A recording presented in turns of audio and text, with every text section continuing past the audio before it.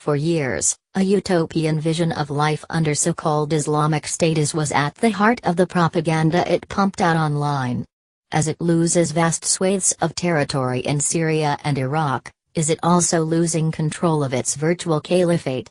In Syria and Iraq, Islamic State is on the brink of collapse. Just days ago, it lost the city of Deir al-Zor, its last major stronghold in Syria, a defeat that followed those in Mosul, Tal Afar, and Raqqa. The idea of an is-state is no more. Nowadays, it exists mostly as a series of scattered insurgencies. Territory matters to us, but it is not the be-all and end-all for a group that has long had a remarkably strong online presence. However, there is lots that is wrong with the idea that it can simply retreat into a virtual caliphate and hope to be as powerful as it ever was.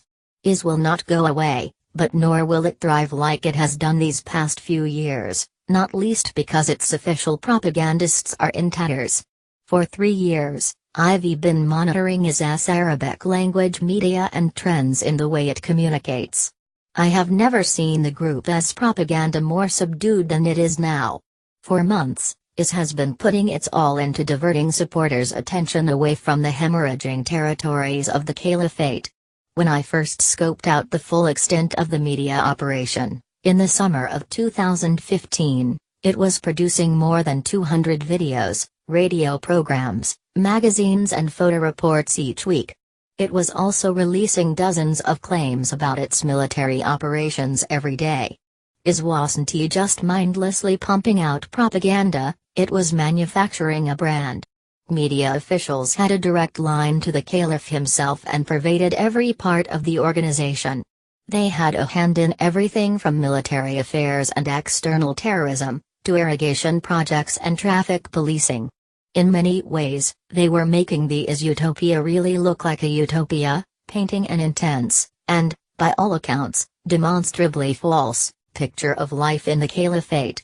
Photos and videos depicted giggling children playing freely at fun fairs, modern medical care being dispensed to the elderly and infirm, and bags of cash being delivered to the poor and destitute.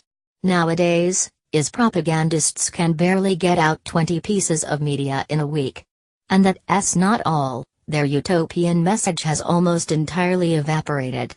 While they may have been able to churn out a few photographs of grape farming in Egypt and drug policing in Afghanistan in the past few weeks, their output is more stilted now than it has ever been.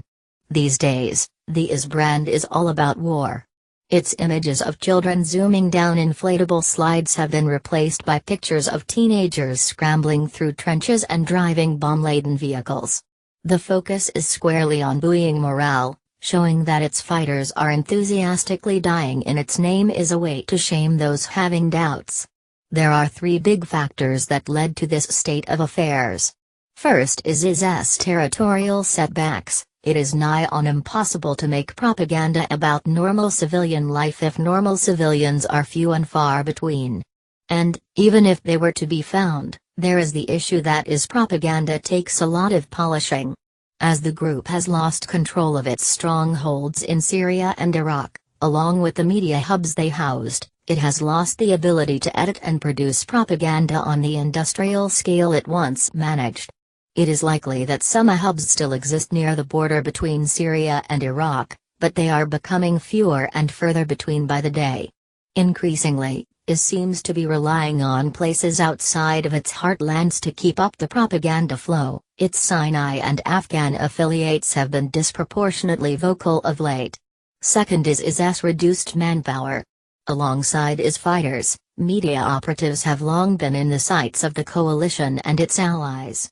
Its spokesman Abu Muhammad al-Adnani and Information Minister Abu Muhammad al-Furqan were killed last year. Countless other mid to high-level propaganda officials, cameramen, editors and producers have been targeted by coalition airstrikes. These mounting losses have inevitably had an impact on the operation as a whole. Third, the Internet is not quite the safe space it once was. Whether it is down to coalition cyber offensives, or self-regulation by Internet service providers, IS can no longer use big social media platforms and file-sharing spaces like it once could. The sum of all this is a gradual, but undeniable, volte-face in IS's propaganda. This is important, and not just because it means IS is no longer able to be as internationally prominent as it once was. Propaganda is a litmus test for organizational health, and that its brand has disintegrated in this way does not spell success for the group's insurgent prospects in Syria and Iraq, at least in the short to medium term. While this is certainly something to be optimistic about, it is not all good news. IS may be less productive than ever, but the quality and ambition of its propaganda remains head and shoulders above that of its rivals. Indeed, in spite of the pressures the group is facing on the ground in Syria and Iraq, the trickle of instructional materials on how to plan terror attacks still emerging online could prove extremely dangerous. Another threat comes from its supporters, who still swap recipes for homemade explosives and handcrafted poison in their droves. The problem hasn't gone away, it's just changed. It is far too early to talk about the end of IS, either in Iraq and Syria, or as a virtual caliphate, but nor should we ignore the fact that it is reeling. About this piece Charlie Winter is Senior Research Fellow at the International Centre for the Study of Radicalization, King's College, London. Follow him at Charlie Winter. Edited by Duncan Walker.